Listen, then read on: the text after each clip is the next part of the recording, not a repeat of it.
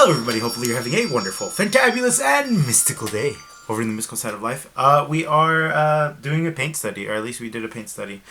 This is the first part of two parts. If you didn't know, my name is Emmanuel Aguilar, aka Mysticfox 4, and I do art stuff, and this is just going to be part of my Study With Me series that I started a long time ago, but I don't update frequently, even though I do more stuff. I just don't have all the time in the world to record and to edit and to do all this other stuff, as I've previously mentioned in my podcast. So feel free to drop by and check those out if you already haven't. Leave a like and comment below and let me know what you guys think about the videos. Alright, so in this video we're actually going to be talking about a progress that I was doing with a study that I was doing. Right now to the side I have the actual video playing, so I'm going to try to follow along with you guys just so I can kind of explain it. And I thought some of you guys might like being able to see my face and see the painting happen simultaneously. So today's study will be on an artist by the name of, I believe it's Krenz. It was made in 2015.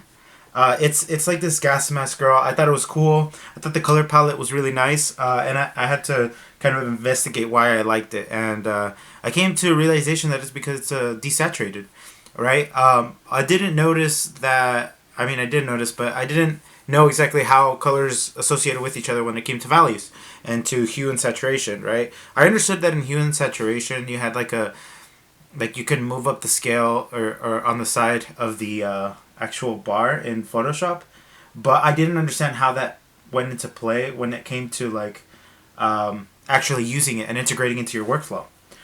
So I'll explain a little bit more of that later, but for now, right now I'm actually in the sketching phase. I'm just sketching out the face, and I'm gonna just do this real time just because for the sake of being able to, you know, kind of talk really and really kind of just watch myself. I've noticed that whenever I watch myself drawing something, I can spot the errors a lot easier. And I know it sounds really weird to say, but whenever you're looking at yourself draw, it's really creepy. Because you're also thinking, what was I thinking in that moment? Why did I make that stroke? Like, why didn't I reduce the amount of strokes I did? When it came to brush management, that is. So you really got to think about a lot of the stuff that you do, and frankly I don't always think about it. So let's I guess jump right into it. So right now I usually start with the heads. To do the head initially, all I really do is look at the silhouette of it. I can link a video of Ahmed Al-Duri. He's one of the people that I study through the most, because I learned a lot of painting methods through him that have carried on through all the different art styles, and you know, you can say vice versa about a lot of the other ones as well. But the method is essentially you trace out the silhouette in basic shapes, and then you go inside of those basic shapes and you trace out more triangles or squares or whatever.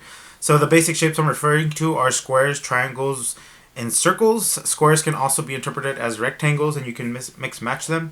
The reason you do this is because it makes drawing the whole process a lot easier, and you basically get the fundamental structure of it, and you can kind of like fudge around with it until it feels right. And essentially that's all I'm doing in the sketching phase, is I'm really trying to get the shapes down of all of the things that are in the image, because it's important to get a good fundamental understanding of what it is that we're painting in the first place, like a good blueprint. If the image was available in just line art, that would be even better, because then we could just focus on color and then we can focus on line work, right? This piece in particular has really nice line work. I don't know if I'm going to record some screenshots just of zooming in and just kind of so you can see what I'm talking about more clearly. But a lot of the line work in the drawing is actually really smooth. And this is something that comes into play called draftsmanship. If you didn't know about draftsmanship, it's really essential skill, and I highly recommend looking into it even more, because draftsmanship is one of the most key fundamentals that you can learn when it comes to actually drawing more finished work, right? A lot of people tend to do this really sketchy, like, oh, it's like I get the idea of it and like, you know, that kind of idea. But it's cool to do that, and that's one way of doing it. Because there's no real wrong way of doing anything in the art world, let's be honest. It's just different results. So, the reason that this is more, I would say to try to draw it as though it was finished is because it's something that I learned from another artist by the name of Max Grech. If you don't know about Max Grech, he does some card art and a bunch of other stuff for Blizzard. You can check his profile in the description down below. I will link that for sure. I will link him. I'll link Ahmed Al-Duri's how to draw faces or how to paint faces, and then I don't know what else I'll link, but I'll link something else. So going back to the actual explanation of why it's important and why I bring up Max Grech. So when I first started looking at Max Grech's work, I saw how clean his lines were, and not through necessarily through his paintings, but through how he was doing his drawings altogether and in general, right? His drawings are very, very clean. They're precise. Maybe I'll throw up some examples on the screen. They're very colorful and they're very vibrant. Initial thoughts, I was like, oh, this guy's amazing at painting, right? He is, in his own respects, but he's really good at nailing down the values. And when I say values, I mean values. Values are black and whites. So if you don't know about values, I'm going to give you a little crash course in values. Values is essentially just like you're trying to draw an image as though it was in black and white. So if you get any image converted to black and white via Photoshop, that's a value. That's a value, you know, image. And you can use that to study, and then that way you have a good representation of values to colors, right? Because the value, the value number, so let's say white is 1 and 10 is black, right? So every number in between there, you only really want to use about 3 or 2 to start, and then get a good grasp of that, and then you essentially just blend all of them together, or like most of them, because you do want to retain some hard edges. But you do that, and then whatever the value is in the color form, so like if you want to make that value that's gray, but like mid-gray, so it's like a 6, right? You want to make that into a red, you can, right? You want to make that same value into a blue, you can. You want to make it to green, you can. You just make a color layer above that, right? And so the point about this, and the reason that that's important, is because colors really don't matter, right? I learned this like through a couple of people, and people always tell me that, and I didn't understand it for the longest of time. But when it came down to it, right, it's true. Colors don't matter. Colors actually are one of the few things that actually matter. Like, yes, the color does influence the piece overall, so in that respect they are important. But when it comes down to doing a painting, you can essentially do the entire painting in a value and then just drop in colors, right? I'm not saying that's the only way to do it. I'm just saying that's the way that I learned from Max, right? That's a method that I learned from Max. Not to say he doesn't paint over it. He does. It's part of the step process, right? You clean up your piece that way.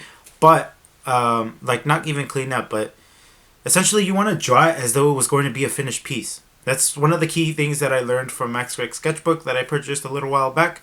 If you want that, I don't think he's selling it anymore, but he will have a new batch of sketchbooks that you can feel free to buy. Go to his profile stuff. I can't link that. Like, I don't know when he's going to have it up.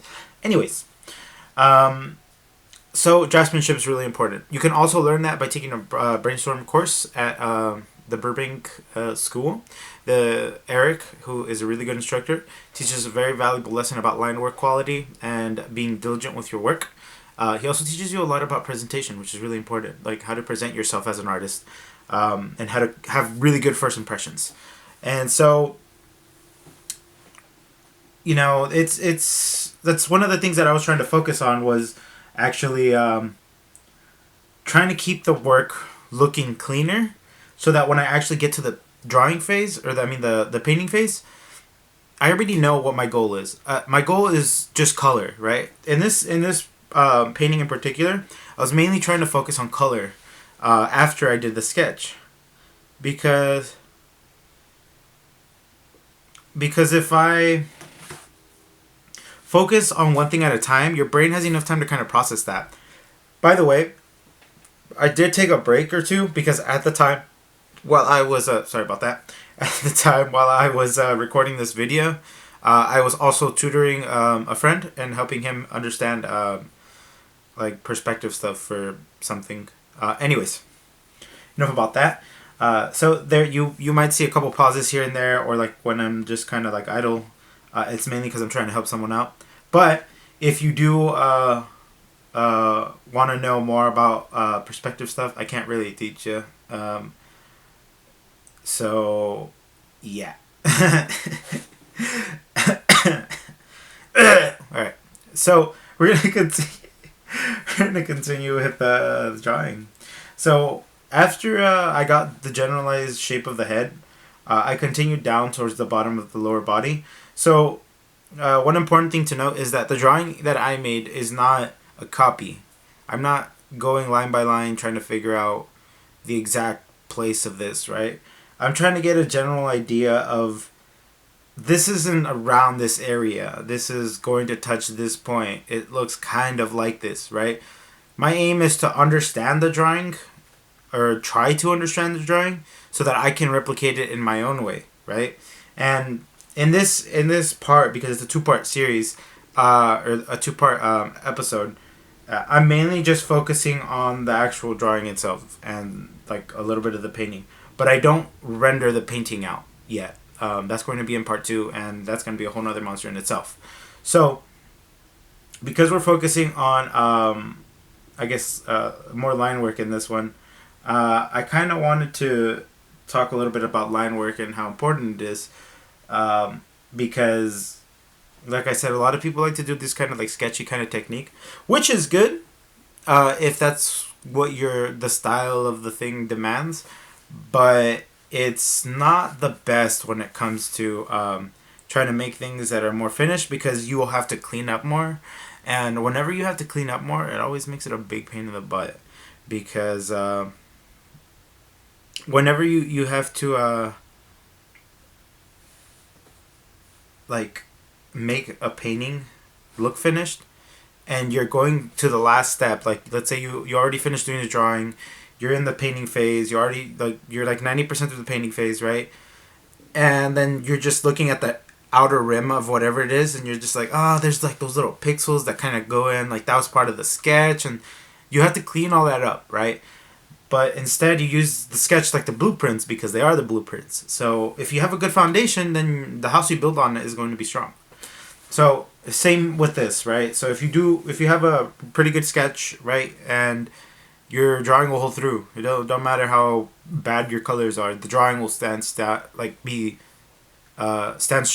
and the colors will just kind of not be great, but it's a good drawing altogether, like as a whole. So sometimes people kind of overlook it. Unless the colors stand out a lot and you look like one of those My Little Pony things, then I'm sorry. Okay. So we're nearing the end of the actual drawing phase. I think I still have a couple of things to actually draw, like the hand, and just try to clean up my line work just a little bit. You will notice that sometimes I don't erase some of the line work and go over it. So the reason that I don't do that for this in particular is because whenever I'm trying to draw like something, like do a study of something, and I'm trying to understand how the drawing is made, I don't find it always beneficial to just like erase my line and do it over again, because I'm gonna talk about something called the flow, right? It's something that I saw in a couple videos online, and a lot of people have been talking about it. And one of my friends was talking to me about it a lot too, because we were talking the other day while we were playing some card games. And that flow is when you do something for a long period of time, and you get into that kind of a zone where you do it effortlessly, yet it has effort, or effortlessly, but you're not like all there, like you're just kind of doing it, right? And I used to call it being in the zone, because that's what I remember Ahmed Al-Duri would call it, but now I call it being in the flow state. And I think he at one point addressed it as the flow state, because I think that's the correct term, because I'm not a psychologist or anything, but the flow state is really cool, and it's super interesting because in the flow state, like I said, you're just kind of in the zone and you can just do things. So part of the drawing, right? Well, this was one of my warm ups actually. Part of it was just get in the flow, right? Like don't stop erasing things, stop doing that. You're gonna paint over it, right? Which counteracts the whole, oh, be diligent with your line work, right? It really does, but um, because I'm trying to get in that flow state first, it's me trying to gauge it with my brain and kind of just do it to a point that it feels natural. So I'm doing it in a comfortable state, right? Um, and then I'm still challenging myself because I'm doing something that's difficult, but I'm not. How would I say it? Uh, I'm not.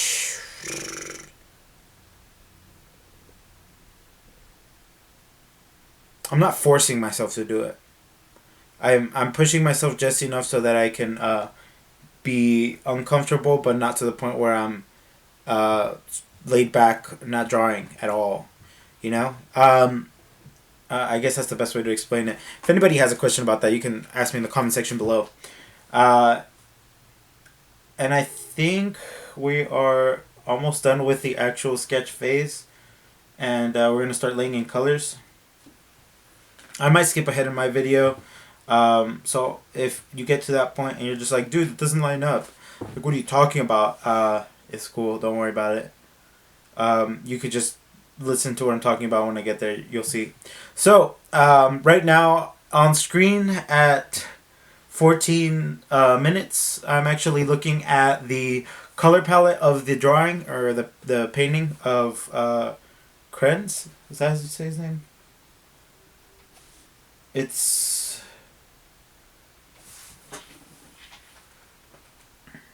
I think it's Krenz. He looks like he wrote his name with like a the pencil tool in Photoshop, but I used the color picker and I like generally picked around the painting to see where the color palette lands. The reason that you do this is because you get a better understanding of where that like color zone is. So when I say this, like a lot of pieces that I like are very saturated, but when you look closer, it's like they appear saturated, right? But when you look closer or you make it into a value, like painting or whatever, it it's not as saturated as you would think. It's like almost to the top. It's never in the white zone. The white zone is like very rare that you actually touch it, right? You get close to the white, but you're never in the white. Um, and so in this painting, you know, it it was very much away from the saturation. It was really far from everything that I'm familiar with. So I wanted to use that because of that reason, right? So you're gonna see me actually, you know, at times I color pick like key colors just to get into the general zone of things, like the general area of where it is. But I don't actually, you know, uh, keep continuously color pick the entire piece. Uh, and even if I did, the point of the study isn't, hey guys, look at this drawing that I remade and I made it different or better. Like, no, it's to try to understand what it is that the person that originally created it did in order to make it, right? It's trying to understand that. It's not me trying to boast your ego or say, I made this original thing that nobody has ever made. No, that's not the point of this. The point is understanding things and putting things in perspective, right? So I'm starting off with the hair. I started off with like a brown, but it's more of a desaturated brown. Um, I could make another video entirely. I guess I could make like a part 3 entirely talking about just the color palette that I used, and I'll just color pick and kind of talk about that because it is difficult to explain that. It's not the easiest thing because it's a color zone, right? And when you look at it doesn't even touch hue and saturation much, or I mean, actually it does. It touches hue and saturation a lot, but it's not very saturated. It's very desaturated. So and it's closer to the grays, which is insane. And So I'm just going to continue off where it left off. I'm sorry about the change in audio quality and the change of video and how there's no video anymore. My camera just turned off, so it just stopped functioning. But what I was going to say is I'm just going to make that an entirely separate video because color's a little bit complicated when it goes into hue, saturation, and intensity of the actual color. Anyways, dudes, hope you liked the audio. I'm just gonna let it play for the rest or the remainder of the video, so you guys can see how I did this. And yeah, just comment down below if you liked it. If you did, leave a like and consider subscribing because I put a little bit of effort into making these videos, as you see. Anyways, dudes, as always, don't forget to stay mystical. Boop.